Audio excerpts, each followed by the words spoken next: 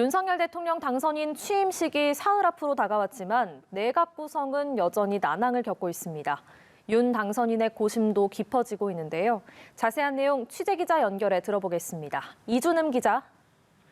네, 현재까지 18개 부처장관 후보자 가운데 청문 보고서가 채택된 건 4명밖에 없습니다. 아직 청문회를 열지 못한 후보자도 있는데요. 일단 이번 주말 사이 정호영 보건복지부 장관 후보자의 거취 문제에 관심이 쏠립니다. 지난 3일 인사청문회가 파행으로 끝난 뒤 민주당에선 임명 불가 방침을 고수하고 있습니다. 아빠 찬스 논란 속에 국민의힘 지도부도 국민 눈높이에 맞지 않다며 지명 철회를 윤석열 당선인에 요청하며 선을 긋는 모습을 보이고 있습니다. 여기에 민주당이 잔뜩 벼르고 있는 한동훈 법무부 장관 후보자 청문회가 이틀 앞으로 다가왔고 국회 동의가 필수인 국무총리 인준도 여전히 험로를 겪고 있는 만큼 윤 당선인의 고심이 깊어질 수밖에 없는 상황입니다. 일단 윤 당선인 측은 새 정부 총리는 한 후보자뿐이라며 사실상 배수진을 쳤는데요. 추경호 경제부총리의 대행 체제까지 염두에 두며 총리 없는 내각 출범도 불사하겠다는 입장입니다. 여야 강대강 청문 전국 속에 지방선거를 앞두고 신경전이 더 거세지면서 여야 간 합의점을 찾기는 쉽지 않을 것으로 보입니다.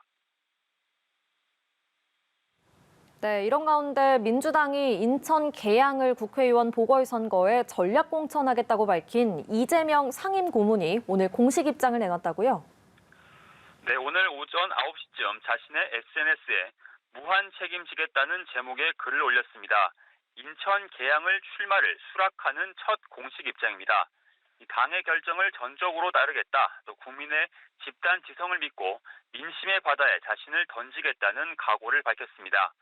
또 힘겨운 선거에 나선 민주당 후보들과 함께 혼신의 힘을 다해 이기겠다고 강조했습니다. 민주당의 상황과 지방선거의 어려움은 대선 패배에 따른 자신의 책임인데 이를 타개하는 것 역시 전적으로 자신의 책임임을 통감한다고 덧붙였습니다.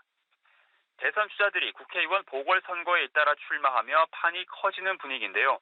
앞서 안철수 대통령직 인수위원장도 경기 성남 분당 갑에 출사표를 던졌습니다. 이 새 정부 출범 뒤 개혁 동력을 위해선 이번 선거에서 이기는 게 중요하다면서 수도권 승리에 몸을 던지겠다고 밝혔는데요. 국민의힘은 오늘 공천관리위원회를 열고 이 문제를 논의했는데 인천 계양을 그리고 성남 분당 갑에 대해선 모레까지 추가 공모를 받기로 했습니다. 오는 10일 면접을 거쳐 전략 공천 여부를 결정하겠다는 입장입니다.